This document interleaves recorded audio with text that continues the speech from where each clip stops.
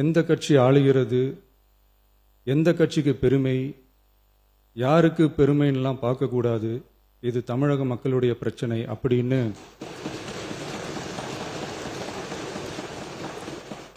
அப்ப இருந்த எதிர்க்கட்சி தலைவர் திரு கருத்திருமன் அவர்கள் சொன்னதை இந்த சபையில் சொல்ல விரும்புகிறேன்.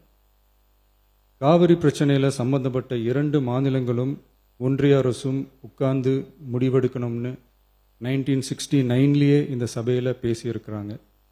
அதுக்கப்புறம் நிலைமை வேற மாதிரியெல்லாம் போயிடுச்சுன்னும் நம்ம எல்லாருக்குமே தெரிஞ்சது தான். சட்டப்படி இந்த பிரச்சனையை அணுகிறதுல நாம் உறுதியாக இருக்கிறோம், அதில் மாற்றமே இல்லை. இருந்தாலும் ஒரு அட்டெம்ப்ட் எடுத்து பார்க்கலாம்னு தோணுனது தான் அந்த பெங்களூர் விசிட். அப்படி ஒரு விசிட் பற்றி ஃபஸ்ட்டு யோசித்து கேட்டதும் நான் தான். நாம் பெங்களூர் போக நினச்சதை பற்றி பல ஒப்பீனியன்ஸ் வந்துச்சு. நாம் போக நினச்சதுக்கு காரணம், ஒருவேளை இந்த பிரச்சனை தீர்க்கறதுக்கான ஒரு பாசிட்டிவ் சைன் கிடைச்சா நல்லா இருக்குமேன்னு ஒரு எண்ணத்தில் தான்.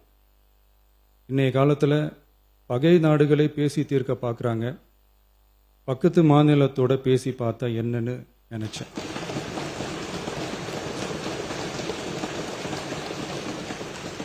அதனால தான் அப்படி ஒரு அட்டெம்ப்ட் எடுக்க நான் ட்ரை பண்ணோம்.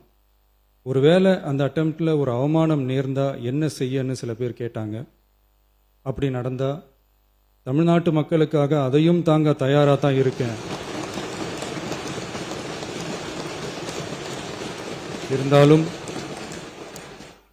இருந்தாலும் நம்ம மேலே அன்பு காட்டின அத்தனை பேருக்கும் என்னோட நன்றிகள். இந்த காவிரி விவகாரம் பற்றி மாண்புமிகு நீர்வளத்துறை அமைச்சர் அவர்கள் உரிய விளக்கம் அளிப்பார். அதே மாதிரி காவிரி பிரச்சனையால் பாதிக்கப்பட்ட விவசாயிகளுக்கான அந்த இன்சூரன்ஸ் பிரீமியம் அரசே கட்டுறதை பற்றி கேட்டிருந்தாங்க.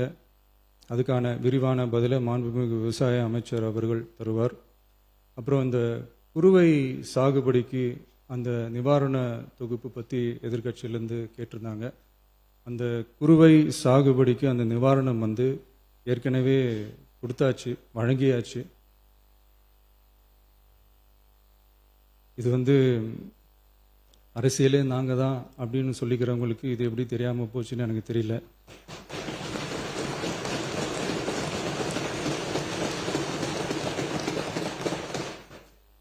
முன்ன பின்ன பேப்பர் படிச்சிருந்தா நாட்டில் என்ன நடக்குதுன்னு தெரிஞ்சிருக்கும்.